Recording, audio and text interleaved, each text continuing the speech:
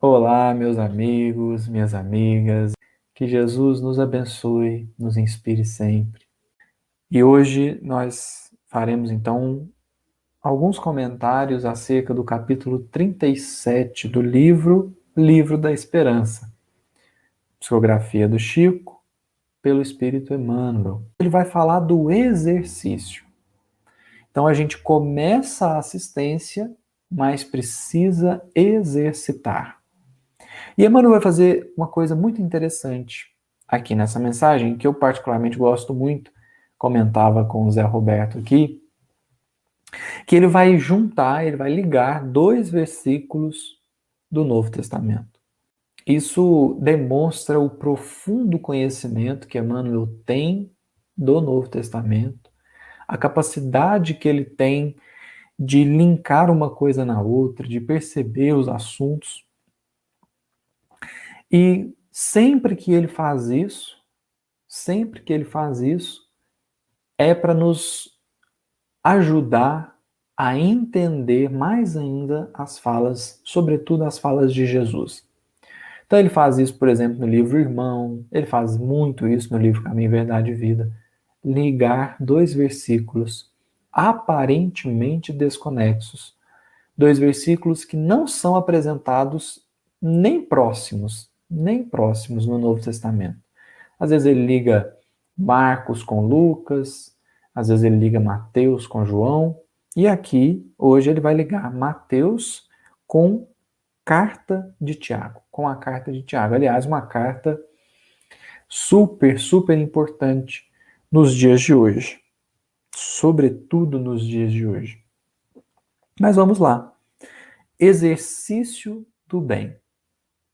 O título já dá uma reflexão para a gente pensar sobre como a gente está fazendo a atividade no bem. Muitas vezes nós queremos estar prontos para ir fazer o serviço. Então, você fala assim, você quer fazer palestra? Ah, não, mas eu não estou pronto ainda. Você quer fazer a sopa? Não, mas eu ainda não estou pronto para isso. Você quer fazer aquilo? Não, ainda não estou pronto. E aí a gente vai postergando, nós vamos adiando a tarefa, o início da tarefa, sem perceber que ninguém fica pronto antes de começar. Todo mundo começa imperfeito, começa tropeçando, começa caindo, começa falhando, e aí, nos movimentos de retorno, de reerguimento, de recomeço, a gente aprende, a gente consegue acertar. Então, não existe essa de ficar pronto para então servir, porque é servindo que a gente fica pronto. Então, o título já passa essa ideia para a gente. Exercício. O bem precisa ser exercitado, precisa ser treinado, praticado. Isso é muito significativo porque nós vamos ver Jesus dizendo isso. Pratiquem a minha palavra. Emmanuel também tem uma mensagem muito bonita no livro Vinha de Luz, capítulo 110, e ele fala assim: pratiquemos a caridade essencial. Essa caridade essencial que ele vai denominar como, que ele vai definir, melhor dizendo, como pensar, falar e agir segundo os ensinamentos de Jesus nos evangelhos. Praticar. Então é como se a gente estivesse pensando alguém indo na academia mesmo, de musculação. Ninguém chega carregando 10, 20, 30 quilos. Todo mundo começa, às vezes, ali só na barra, só na própria barra. O peso da barra já é o suficiente para a pessoa praticar. Depois ela coloca 2, 5, 7, aí ela arrisca 10. Mas isso é com o tempo de treinamento, com o tempo da prática. Isso vale na academia, isso vale na vida profissional, isso vale na vida acadêmica e isso vale na vida do espírito. Nós pensamos que virtudes são como que aquisições que eu faço de uma vez, como se virtude fosse um produto. Eu vou no supermercado e eu pego aquele produto pronto. Só que virtude não é um produto. Virtude é uma semente. Então, eu planto essa semente em mim, adubo, agoo, cuido, no dia a dia, naquela coisa, naquela rotina diária de cultivar aquela semente até que ela começa a brotar, fixar raízes, aponta o primeiro princípio ali do caule para depois dar folhas, depois os frutos. Então, virtude é uma semente. É uma semente que a gente planta no coração. E aí a gente vai cuidando, exercitando, para entrar aqui já na palavra que Emmanuel usou, exercitando ao longo do tempo. Então, eu não vou virar uma pessoa paciente de uma hora para outra, mas eu vou exercitando a paciência ao longo do tempo. É como se a gente pensasse, por exemplo, no mesmo processo, bastante análogo, na leitura de um livro. Você não começa a ler o livro em 1 minuto e aí passou 5 minutos e acabou de ler o livro. Você vai lendo, degustando, aprendendo, entendendo.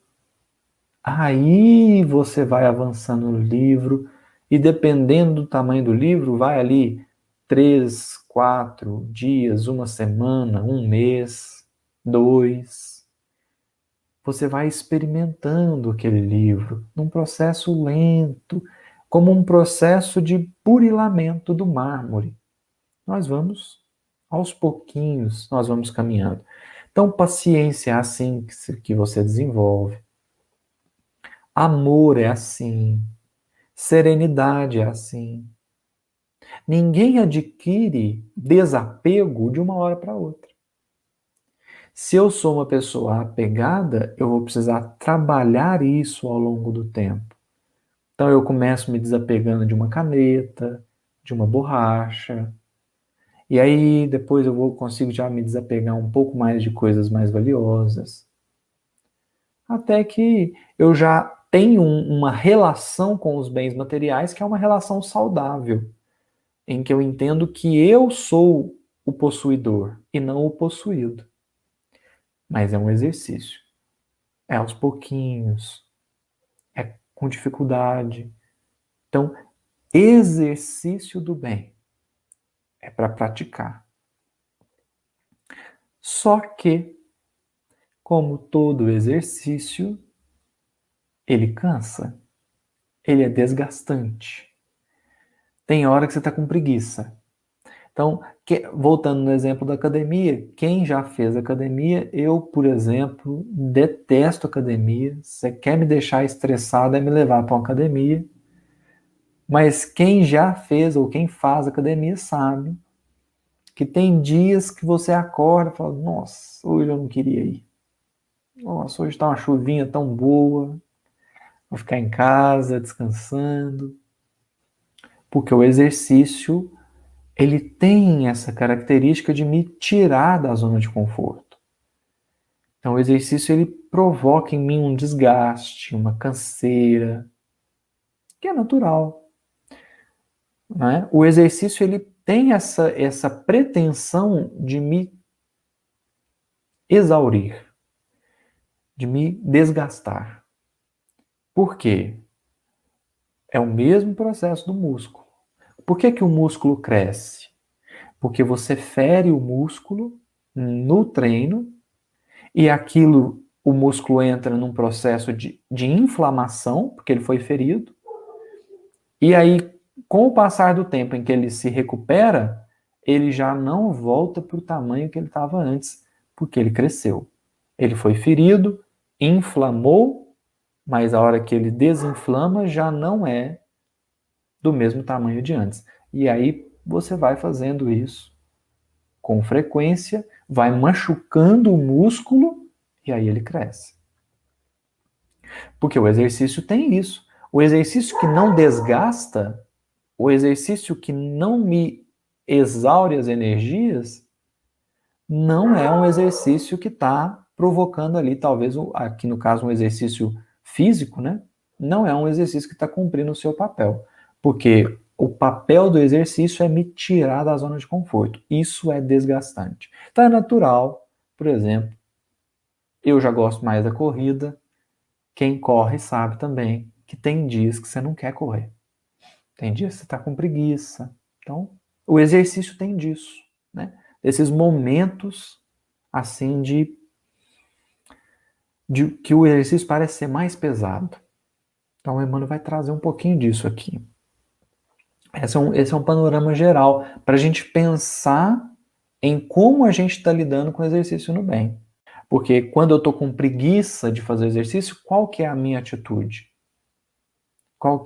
Como que eu me relaciono com essa dificuldade? Como eu encaro essa dificuldade? Então ele vai pegar um versículo aparentemente não relacionado, mas depois lá no final vai dar a entender por que ele pegou esse versículo, que é Mateus capítulo 6, versículo 20, o Sermão do Monte, né? O Sermão da Montanha. Jesus diz assim: mas ajuntai tesouros no céu, onde nem a traça, nem a ferrugem consomem, e onde os ladrões não minam, nem roubam. Está em Mateus, capítulo 6, versículo 20. E Emmanuel pega aqui uma fala de São Vicente de Paulo, que está no Evangelho segundo o Espiritismo, capítulo 13, item 12. São Vicente de Paulo diz assim: sede bons e caridosos, essa a chave dos céus. Isso aqui é importante porque parece uma menção lá ao que Jesus diz a Pedro, né? Que entrega a chave dos céus. O que ele ligar na terra será ligado no céu. O que ele desligar na terra será desligado no céu. Então, sede bons e caridosos. Essa é a chave dos céus. Chave que tendes em vossas mãos. Toda a eterna felicidade se contém neste preceito. Amai-vos uns aos outros. Então, a mensagem do Emmanuel vai ligar essas duas falas, uma no Evangelho de Mateus, uma no Evangelho segundo o Espiritismo, porque o ser de bons e caridosos é a chave que vai fazer com que a gente acumule ou ajunte os tesouros do céu. Então, Emmanuel diz assim: comumente, geralmente, normalmente, inventamos toda a espécie de pretextos para recusar os deveres que nos constrangem ao exercício do bem. Amolentados no reconforto e instalados egoisticamente em vantagens pessoais no imediatismo do mundo, não ignoramos que é preciso agir e servir na solidariedade humana. Todavia, derramamos desculpas a rodo, escondendo teimosia e mascarando deserção. Tem uma pergunta no Livro dos Espíritos muito interessante, que o Kardec ele diz assim, mas as pessoas, não é com essas palavras não, mas ele diz mais ou menos assim, e as pessoas que não encontram assim oportunidades para trabalhar no bem, como que elas fazem? Como que elas podem fazer? E aí os Espíritos dizem assim, ninguém há que não possa ser útil. Entretanto, muitos dizem assim, eu quero fazer o bem, mas ficam muito felizes quando algo acontece que as impede de praticá-lo. Então a pessoa diz, eu quero ir na sopa, mas é 7 horas da manhã. Eu quero ir na palestra, mas é sexta-feira à noite. Então, é como se a pessoa dissesse que ela quer, mas no fundo ela não quer. Como se ela dissesse que tenta, mas qualquer empecilho é suficiente para fazer com que ela desista. Eu, lendo isso aqui, eu me recordei de um amigo. Eu participava do trabalho mediúnico de uma casa, e uma vez indo com esse amigo para o trabalho mediúnico, ele falou assim: eu acho muito desgastante ir no trabalho mediúnico. Então, para mim é muito difícil ir. Se, por exemplo, estiver chovendo, eu não vou. Aí eu falei assim: nossa, é só chover e você não vai? É, se chover eu não vou. Então é muito fácil te tirar de lá.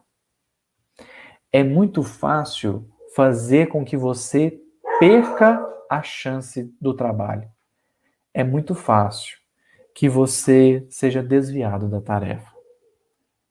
Uma contrariedade é suficiente para te tirar do trabalho. Então a gente diz que precisa fazer, mas na hora que vai fazer parece que a coisa não flui. Parece que a gente não tem aquela força de vontade. E aí o Emmanuel vai dizer assim: confessamo-nos incompetentes, alegamos cansaço, afirmamo-nos sem tempo, declaramo-nos enfermos, destacamos a necessidade de vigilância na contenção do vício, reclamamos cooperação. São desculpas, pretextos, nas palavras de Emmanuel, são pretextos que nós usamos para justificar a nossa ausência no trabalho. Para justificar por que eu não vou fazer a tarefa no bem. Eu sou incompetente, eu não dou conta. Né? Hoje eu estou cansado. Hoje eu não tenho tempo. Hoje eu estou doente. Não tenho ajuda. São argumentos que, embora pareçam bons, são frágeis. Porque quem quer não arruma desculpa. Quem quer arruma um jeito. Quando a gente quer, embora eu esteja cansado, embora eu não tenha competência, embora eu não tenha tempo, eu faço uma prece de 2 minutos, faço uma leitura pensando em alguém que eu sei que precisa de boas vibrações. Porque uma coisa que a gente tem que ampliar também é o nosso conceito de caridade. Né? Caridade, prece é caridade. Prece. Se fazer uma prece para alguém é caridade. Sobretudo quando você não pode ir no encontro desse alguém. Então, quantas pessoas a gente sabe, ainda mais na pandemia, nesse contexto grave em que as pessoas estão se desequilibrando emocionalmente, quantas pessoas nós conhecemos assim, e aí a gente não tem 5 minutos para fazer uma prece para elas? Se não tiver de fato, é um ponto de atenção. Porque às vezes a gente acha que bem é excesso de trabalho, e não é assim. A gente tem que tomar um cuidado para que a gente controle o nível das nossas atividades, para que os nossos parentes, os nossos amigos não precisem marcar a hora para falar com a gente. Tem gente que é tão atarefada, que para ela conversar com o filho, ela tem que marcar a hora. De tanta tarefa que ela tem. Tem que pôr na agenda, conversar com meu filho. Então, um ponto de atenção. Não é excesso. Não é excesso. Que é o objetivo, né? Porque caridade você pratica dando um bom dia para alguém. Você pode fazer caridade ali, que é o que nós discutimos, inclusive no capítulo anterior. O conceito de bem, Kardec, Emmanuel, nos ajuda a ampliar. Né? Então, dizer que eu não tenho tempo, que eu não tenho competência, calma aí. Às vezes eu não tenho competência para uma certa atividade, mas alegar que eu não tenho competência para nenhuma atividade, aí é outra história. Então, a gente tem que percebendo o que move as nossas desculpas e o que nos move no bem. Em virtude de quê? Em nome de quê eu estou fazendo isso?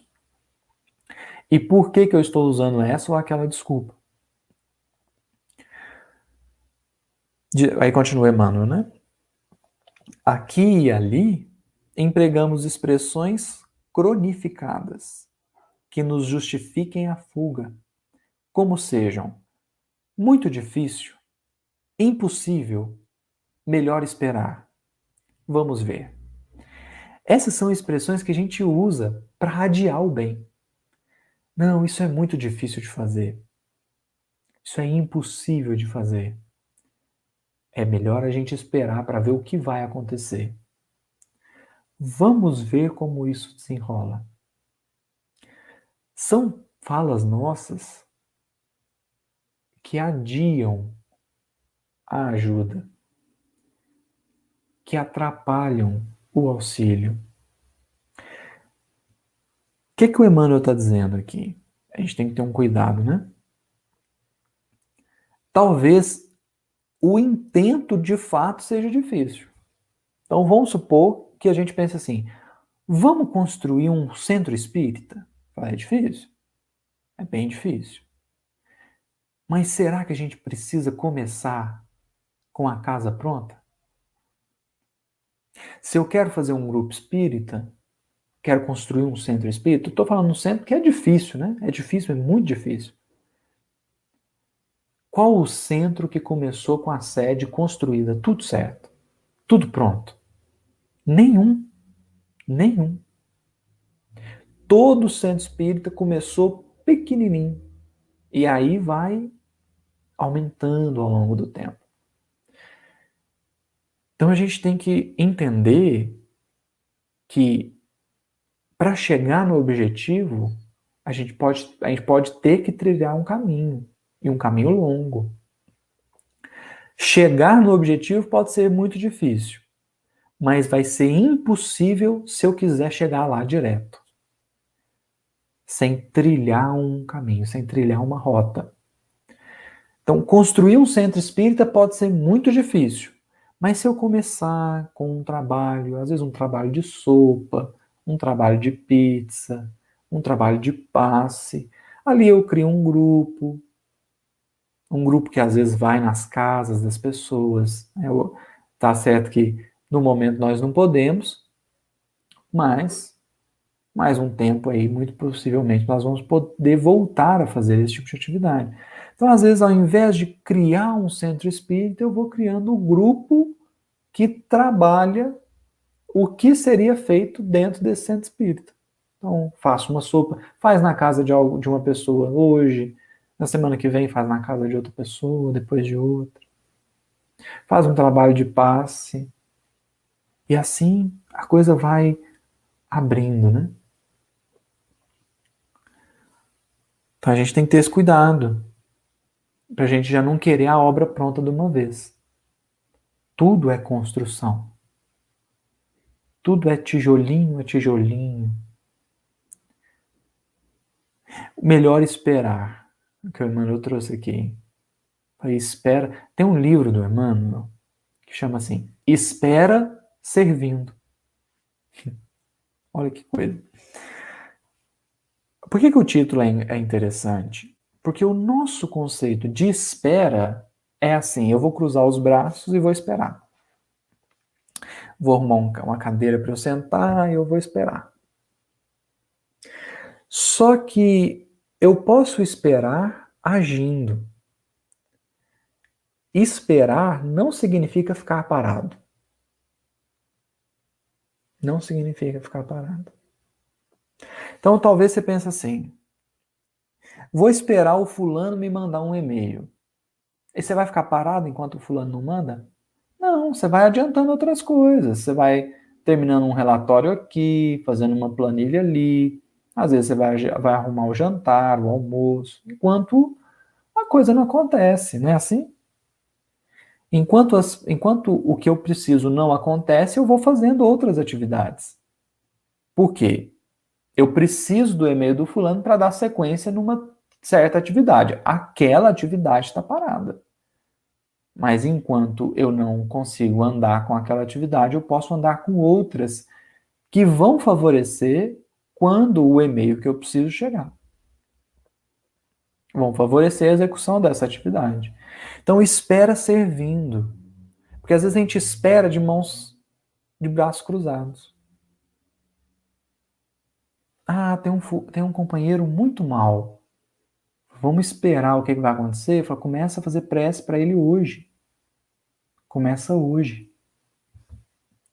Eu me lembro aqui de uma palestra muito interessante que pude assistir da Ana Teresa, uma amiga lá do Rio de Janeiro. Fizeram uma pergunta para ela assim: Ana, nesse período de pandemia, eu parei com todos os meus estudos. Parei com todas as minhas atividades do centro espírita. E agora eu tô com medo de quando a pandemia acabar, eu não conseguir voltar. Como é que eu faço? Eu tô com medo de eu não ter ânimo para voltar a estudar, não ter ânimo para voltar nas atividades. Como é que eu faço? E aí, na mesma hora, a Ana respondeu assim: não espera a pandemia acabar, começa agora. Começa agora o que é possível ser feito.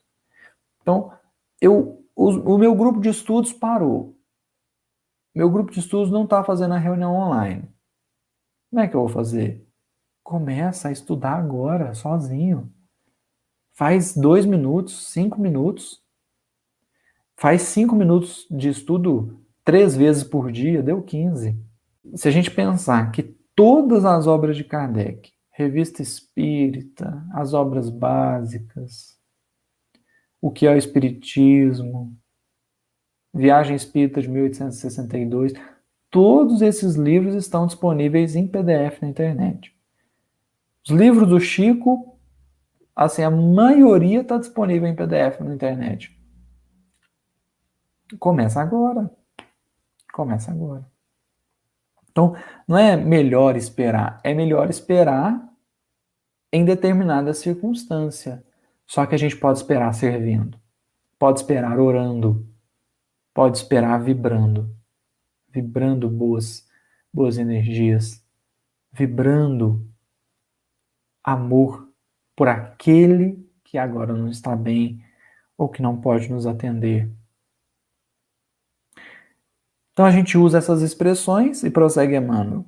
E ponderamos vagamente quanto aos arrependimentos que nos amarguram o coração e complicam a vida, à face de sentimentos, ideias, palavras e atos infelizes, a que em outras ocasiões nos precipitamos de maneira impensada. Essa fala do Emmanuel é assim: pensa em uma situação que você foi agressivo com alguém. Qualquer uma. Usei uma palavra errada, às vezes não foi nem a palavra, foi o tom. Né? Usei o tom errado, a palavra errada. Mas às vezes eu usei o tom certo, a palavra certa na hora errada. A pessoa não estava bem. E aí eu falei, ela... Pensa num momento em que a sua fala feriu alguém. O que o Emmanuel está dizendo aqui? Medita, reflete no que você sentiu depois de ter feito isso. Foi bom? Tenho certeza que pelo menos a maioria vai dizer assim, não foi. Sabe por que não foi? Primeiro, porque você foi agressivo, isso já é ruim. Mas o segundo é que possivelmente você fez isso com uma pessoa que você ama. A vez que mais te doeu foi a vez que você foi agressivo, você foi mal educado, você usou um tom errado com alguém que você ama. O que você sentiu depois? Ah, eu senti muito mal. Eu penso, quando eu reflito nas vezes que eu não fui como eu gostaria de ser, com alguém que eu gosto, eu me sinto mal. Então o que o Emmanuel está dizendo? Pensa nisso que você sentiu para que você evite a próxima vez. A próxima vez que eu for falar algo ruim para alguém que eu amo, eu lembro do que eu senti lá atrás quando eu fiz a mesma coisa. Não foi bom. Se não foi bom, então evita fazer de novo. Evita fazer de novo. Porque o que você fez lá atrás te deixou mal. Essa vez vai te deixar pior. Sabe por quê? Porque você já errou lá atrás. A gente pensa pouco nos arrependimentos que a gente sente. Pensa pouco, reflete pouco. Mas os arrependimentos são um alerta. Você não fez bem. Reflete nisso para que na próxima oportunidade você possa fazê-lo. Na maioria das vezes, diz Emmanuel, para o bem, exigimos o atendimento de preceitos e cálculos, enquanto que para o mal, apenas de raro em raro, pensamos, imaginamos consequências. Isso é tão interessante, porque a gente se regozija nas nossas inferioridades ainda. Ainda. Então, é muito comum a gente ver pessoas dizendo assim: eu falei, fui mal educado mesmo, mas fulano mereceu. E aí a pessoa se justifica. Ou às vezes, a pessoa enche a boca para dizer: olha, eu sou muito bom, mas não pisa no meu pé não, porque aí você vai ver. E aí a pessoa infla na vaidade de se sentir forte. Coisas do tipo assim: você sabe com quem que você está falando? A gente não pensa nas consequências. A gente sente um prazer efêmero. É um prazer doente. A gente se regozija nas nossas fraquezas, nas nossas inferioridades. E aí a gente tem, às vezes, prazer de agredir o outro. Por quê? Porque a gente acha que o outro merece, porque acha que está certo. Mas o trabalho do Cristo nunca é um trabalho de agredir. O trabalho do Cristo nunca é um trabalho de menosprezar, de humilhar. Nunca é. E aí a gente faz, às vezes nem pensa no que está fazendo, só faz pelo prazer daquele momento de atacar o outro, de dizer assim: eu estou certo, o outro errou comigo. Então a gente se compraz nisso e não percebe as consequências. Mas no bem já não é assim. No bem é: vamos fazer pizza? Vamos. Que hora começa? Quem que vai? Que hora que acaba? É um tanto de cálculo, um tanto de preceito para fazer o bem. Não faz o bem sem pensar. Faz o bem muito pensado, muito calculado. Então eu ajudo, mas só se tiver mais de 20 pessoas, porque senão aí vai ficar muito pesado. Aí eu não dou conta. Eu ajudo, mas só se começar às 8 horas da manhã, porque se começar às 7, 6 é muito cedo. Eu não dou conta de acordar. A gente põe condições no bem. É isso que a Emmanuel está dizendo. Isso é muito, muito, muito comum. Para fazer o bem, a gente põe uma série de coisas, de desafios, de empecilhos, de entraves. Mas para fazer o mal, a gente faz. Acha bom, nem vê. Entretanto, olha o que o Emmanuel vai dizer agora. O conhecimento do bem, para que o bem se realize, é de tamanha importância que o apóstolo Tiago afirma no versículo 17 do capítulo 4 de sua carta no Evangelho: todo aquele que sabe fazer o bem e não o faz, comete falta. Essa é a fala do Tiago. Todo aquele que sabe fazer o bem e não o faz, comete falta. E 19 séculos depois dele, os instrutores desencarnados que supervisionaram a obra de Allan Kardec desenvolveram o ensinamento ainda mais, explicando na questão 642 do Livro dos Espíritos. Aqui o Emmanuel só citou a resposta, mas a pergunta é assim, Kardec pergunta assim: para agradar a Deus, bastará ao homem que não faça o mal? Os Espíritos dizem assim: não, não. Cumpre, e aí é o que Emmanuel cita, cumpre ao homem fazer o bem no limite de suas forças, porquanto responderá pelo mal que resulte de não haver praticado o bem.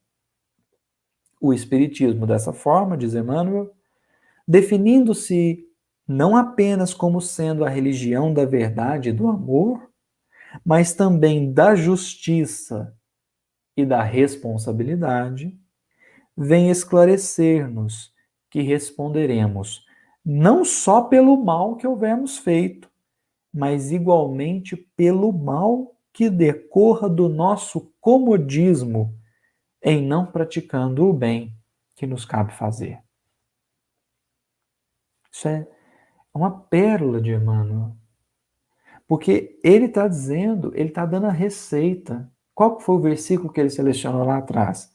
Mas ajuntai tesouros no céu, onde nem a traça nem a ferrugem consomem, e onde os ladrões não minam nem roubam. Como que a gente faz isso? Cumpre ao homem fazer o bem no limite de suas forças. Limite. Essa é uma pergunta muito importante e uma resposta muito interessante. A gente lê isso, o que a gente pensa? Então eu vou ter que fazer o bem 24 horas por dia, 7 dias na semana. Só que o Emmanuel, ele conseguiu captar a sutileza do pensamento. Porque às vezes a gente lê essa frase, né? Porquanto responderá pelo mal que resulte de não haver praticado o bem.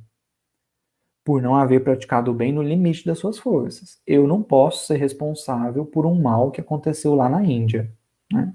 Então,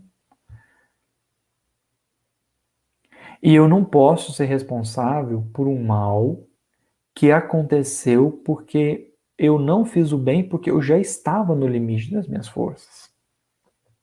Por isso que foi muito importante o Emmanuel terminar a mensagem dizendo assim: sou responsável igualmente pelo mal que decorra do meu comodismo.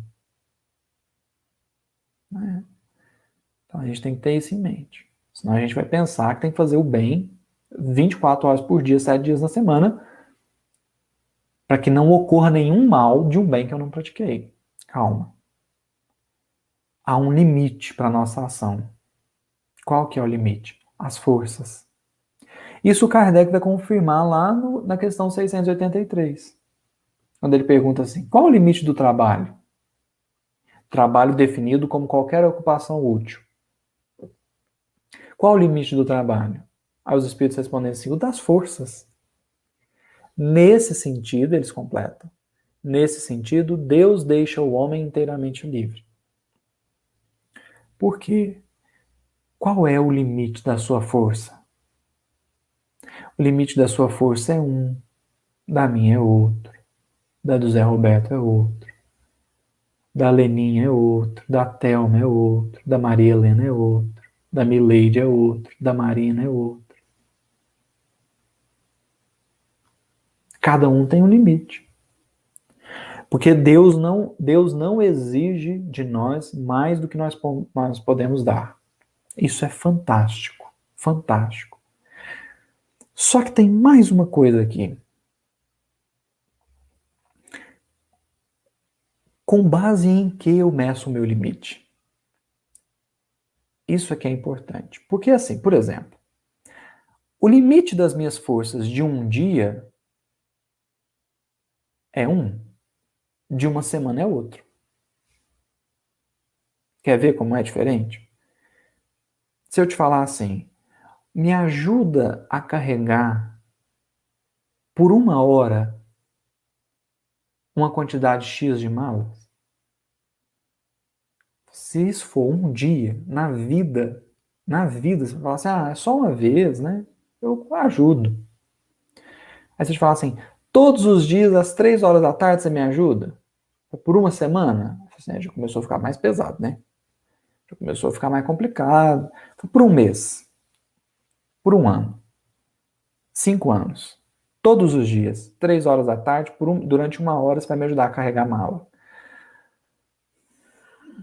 Vai ficando pesado. De forma que as minhas forças, num curto espaço de tempo, são um tanto, num longo espaço de tempo, são outro tanto. Então, o que os espíritos estão dizendo aqui é o limite das forças de uma vida, não é de um dia. Eles não estão querendo saber o quanto de bem você consegue fazer em uma hora, em um dia. A questão aqui é quanto de bem que você consegue fazer em uma vida inteira. Qual é o seu limite em uma vida? Porque é melhor que você faça pouco por uma vida inteira do que muito em pouco tempo. Por que é melhor? Vamos supor que você fale assim, não, eu vou me dedicar ao movimento espírita e eu vou para o centro todos os dias, vou me dedicar 5 horas por dia para fazer qualquer atividade que precisar. Só que você faz isso por um ano. É muito, né? É muito. Só que os outros 60 anos que você vai viver, você destrói o que você ganhou em um ano. Aí, foi importante? Foi. Foi importante. Foi interessante, foi bom.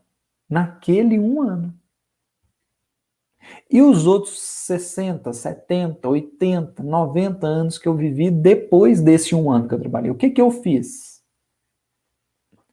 Agora, a constância no bem, e aqui é a deixa do título, exercício, constância, frequência.